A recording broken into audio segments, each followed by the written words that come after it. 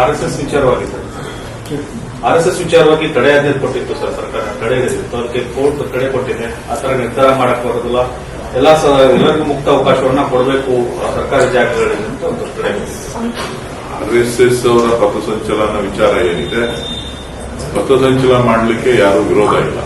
ಅವರು ದೊಣ್ಣೆ ಹಿಡ್ಕೊಂಡು ಮಾಡ್ತಾರಲ್ಲ, ಅದ್ರ ಬಗ್ಗೆ ವಿರೋಧ ಇದೆ ಅಷ್ಟೇ. ಆ ದೊಣ್ಣೆ ಹಿಡ್ಕೊಂಡು ಮಾಡ್ತಕ್ಕಂಥ ಸಂಸ್ಕೃತಿಯನ್ನ ಹಿಂದಿನ ಕಾಲದಲ್ಲಿ ಏನೋ ಸರಿ ಅಂತ ತಿಳ್ಬೋದು.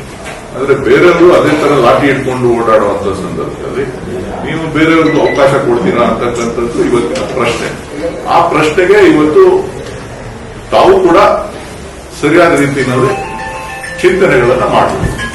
ಈಗ ಆರ್ಎಸ್ಎಸ್ ಪಥಸಂಚಲನ ಮಾಡ್ತಾ ಇದೆ ಅನ್ನೋದ್ರ ಬಗ್ಗೆ, ಪಥಸಂಚಲನ ಮಾಡಬೇಕು ಅನ್ನೋದ್ರ ಬಗ್ಗೆ ಅಥವಾ ಇದು ಯಾರು ವಿರೋಧ ಮಾಡ್ತಾ ಇಲ್ಲ.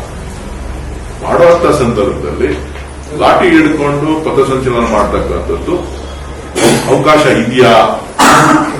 ಸೊ ಬೇರೆ ಸಮುದಾಯಗಳು ಅದನ್ನೇ ಮಾಡಿದ್ರೆ, ಬೇರೆ ಸಂಘಟನೆಗಳು ಅದನ್ನೇ ಮಾಡಿದ್ರೆ ಆಗ ಏನಾಗುತ್ತೆ ಅನ್ನೋದನ್ನ ಚಿಂತನೆ ಮಾಡಬೇಕಾದಂತ ಕಾಲ.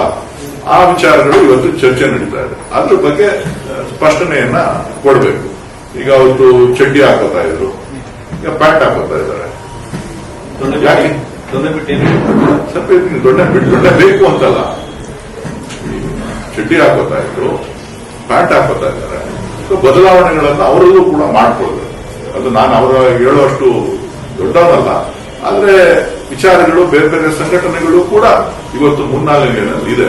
ಸೊ ಹಂಗಾಗಿ ಈ ವಿಚಾರಗಳನ್ನ ಖುದ್ದು ಅವರೇನೇ ಅರ್ಥ ಮಾಡಿದ್ರೆ ಬಹಳ ಒಳ್ಳೆಯದು.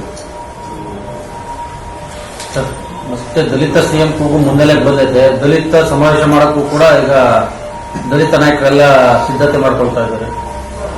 ತಪ್ಪೇನೂ ಇಲ್ಲ.